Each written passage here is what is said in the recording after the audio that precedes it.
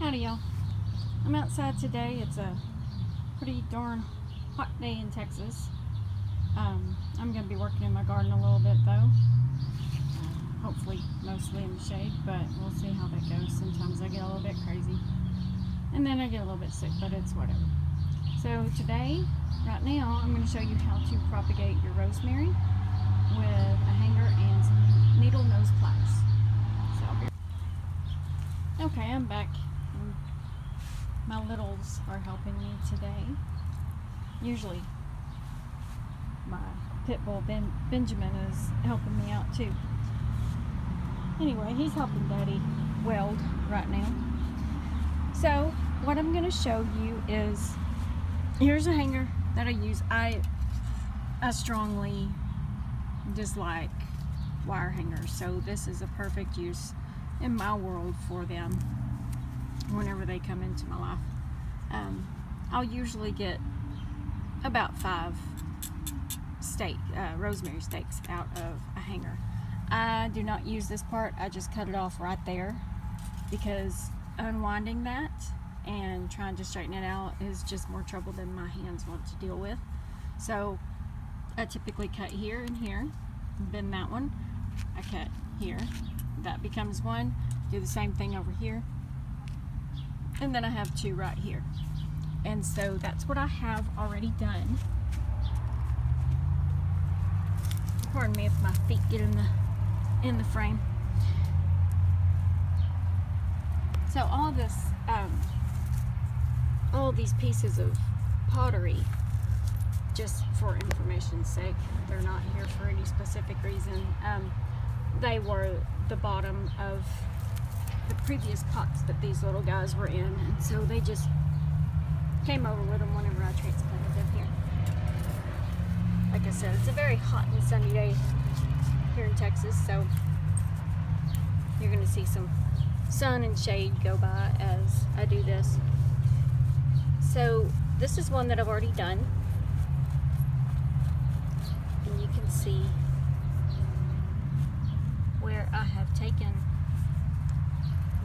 the upside down, the point of that V, and I've staked the twig down into the ground. So what you have to do is,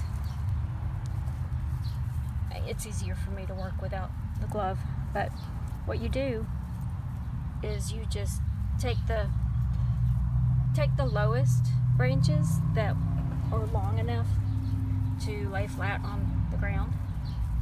Take those and then you just gently pull off the leaves, exposing, I don't know, about a 1/2 inch to 1 inch of that twig. And then you take the stake and you just, I'm going to go ahead and make that one a little bit tighter. I like long stakes because as the plant grows, this takes a while. You're going to leave it like this for quite a while. As it grows, it can become a little bit tough and it might pull away, so I like to make long stakes, that way they go deep into the ground. So you strip the leaves like that, and then you just gently lay him down and stake him to the ground and cover that part up with dirt. I'm probably going to end up disturbing some of my toads that I've got that typically bury themselves over here in the ground. You just cover that up and water it. You can do this all the way around your plant, and what ends up happening is all the places where you pulled those leaves off, there's going to be roots forming there, and so those roots will help this piece become a brand new plant. And whenever that happens, you can either leave the plant, because that's going to help this mother plant grow pretty huge, or you can take, once these they become established, they'll start growing upwards, and you'll be able to tell whenever it's established because you'll be able to see it start growing. So whenever that happens, you can take it at the stake, clip it, dig it up, because it's going to be rooted. You'll have to dig it up, and then you can transplant that plant into a pot or someplace else in the ground, someplace else in your garden or on your property, or you can give them as gifts. So you can see these are all going to be pretty well propagated, because I've got some really healthy plants going on here. So anyway, I hope that was informational. It's pretty short, doesn't take much to do. Oh, of course, after you bury those barren twigs that you pull the leaves off of, be sure to water them really well, and that should bring you years and years of rosemary. And the reason you want to do this is, you know, the thing is, these plants will do this on their own. As they grow, they get bigger and they get heavier stalks, and they'll automatically just lay down. But that takes some time. So what you're doing here is you're just helping them along, speeding up the process. There's nothing unnatural about it. You're just helping them along.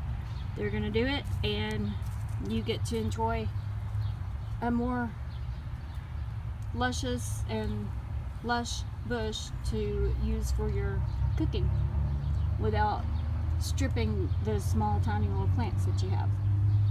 And now rosemary, if you don't know, rosemary can get up to about 4 foot tall. I've seen them 4.5 foot tall, and I've seen them about that wide.